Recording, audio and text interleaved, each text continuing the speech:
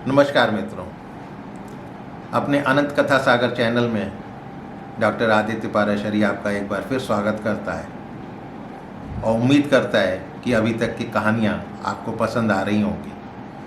अब ये नई कहानी कृष्ण के विवाह को ही लेकर है, उन्हीं के विवाह को आगे बढ़ाया जा रहा है। अब तक मैंने आपको बताया था कि सबसे पहले रुक्मणी से विवाह हुआ, जिसका हरण करके लाए थे। श्यामंतक मणि के कारण जाम्बवती और सत्यभामा से विवाह हुआ। उसके बाद कृष्ण के अन्य विवाह भी हुए, क्योंकि उनकी 8 पटरानियां थीं। अब आते हैं उनका चौथा विवाह कैसे हुआ था। अर्जुन शिकार करते हुए जब जंगल में थक गए थे तो यमुना जी के किनारे जाकर उन्होंने थकान उतारी, जल पिया, तो उनकी दृष्टि पड़ी एक परम सुंदरी कन्या वहां पर तपस्या कर रही थी। अर्जुन को उत्सुकता हुई, उसने उनके पास जाकर उनका परिचय पूछा तो उसने बताया कि मैं भगवान सूर्यदेव की पुत्री कालिंदी हूँ और भगवान विष्णु को पति के रूप में पाने के लिए कठोर तपस्या कर रही हूँ। यमुना जल में सूर्य ने मेरे लिए एक भवन भी बनवा दिया है, मैं उसी में रहती हूँ और जब तक भगवान कृष्ण के दर्शन नहीं होंगे मैं यहीं रहूँगी। अब अर्जुन वापस जाते हैं तो भगवान कृष्ण को ये सारी बातें बता देते हैं। तब कृष्ण ने वहाँ पर पहुँचते हैं, दर्शन देते हैं कालिंदी को और कालिंदी को अपने रथ पर बिठा कर ले आते हैं और धर्मराज युधिष्ठिर के पास आकर उनके सम्मुख खड़े हो जाते हैं। कुछ दिनों बाद कृष्ण अर्जुन एवं अन्य संबंधियों की अनुमति लेकर, युधिष्ठिर से अनुमति लेकर द्वारिका वापस लौट आते हैं और कालिंदी के साथ एक शुभ मुहूर्त में विवाह करते हैं। अब आते हैं अगली रानी पर। अवंती के राजा थे विंद, विंद नाम था उनका, और अनुविंद। वो दुर्योधन के अनुयायी थे, उनके दोस्त थे। उनकी बहन मित्रविंदा ने स्वयंवर में भगवान कृष्ण को अपना पति बनाना चाहा, परंतु विंद और अनुविंद उन दोनों ने उसको रोक दिया कि नहीं, तुम उनको नहीं पति के रूप में स्वीकार कर सकती हो। अब मित्रविंदा श्री कृष्ण की बुआ राजाधिदेवी की कन्या थी, उनकी बुआ की कन्या थी। भगवान श्री कृष्ण ने राजाओं से भरी हुई सभा में उसका बलपूर्वक हरण कर लिया, जैसे रुक्मणी को उठाकर लाए थे, और उसके साथ शुभ मुहूर्त में बाकायदा पाणी ग्रहण किया, विवाह किया। तो मित्रविंदा से शादी हरण करके ही कृष्ण ने करी थी, रुक्मणी की तरह। अब आते हैं उनकी अगली पत्नी पर। कौशल देश के राजा थे नग्नजीत। वो अत्यंत धार्मिक थे। उन्हीं की कन्या का नाम था सत्या, जो नग्नजीत भी कहलाती थी। राजा की प्रतिज्ञा के अनुसार 7 दुर्दांत बैलों पर जो कोई विजय प्राप्त कर लेगा, राजा अपनी कन्या उसी को देंगे। और वो बैल ऐसे थे, किसी को भी अपने सर पे हाथ नहीं रखने देते थे।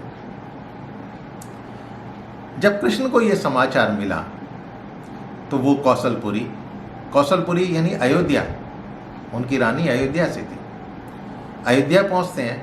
राजा नग्नजीत उनका आदर सत्कार करते हैं। उनका आतिथ्य स्वीकार कर कृष्ण ने खुद ही उनसे कहा कि आप अपनी कन्या का हाथ मेरे हाथों में दे दीजिए। तब राजा बोलते हैं कि भाई, मैंने ऐसे प्रतिज्ञा करी है कि वो मेरे 7 बैल हैं, जो उनको वश में कर लेगा मैं अपनी कन्या उसे दे दूंगा।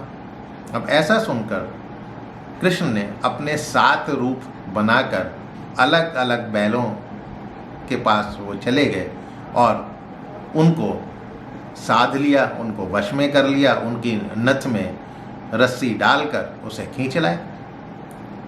राजा नग्नजीत को बड़ा आश्चर्य हुआ, नग्नजीत प्रसन्न हो गए और उन्होंने कन्या का दान जो है कृष्ण जी के हाथों कर दिया और भगवान कृष्ण ने सत्या के साथ विधि पूर्वक विवाह कर उसे पत्नी के रूप में स्वीकार किया।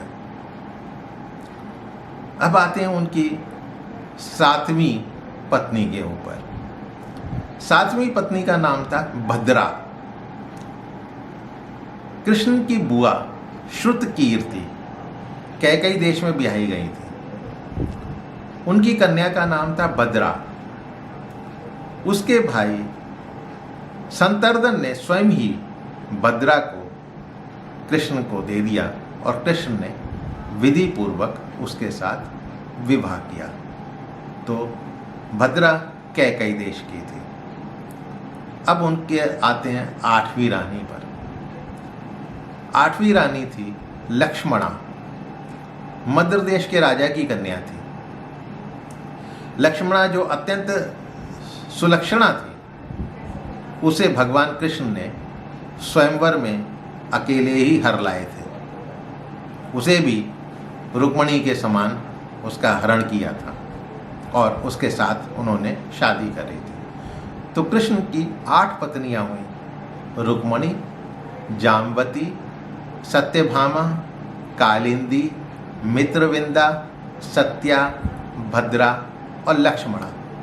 इसके अतिरिक्त भगवान कृष्ण ने भौमासुर का वध करने के बाद उसके द्वारा बलपूर्वक राजाओं से 16,000 राजकुमारियां जो उसने छीनकर अपने कारागार में रखी हुई थी या अपने महल में रखी हुई थी, उनको स्वतंत्र करवाया था।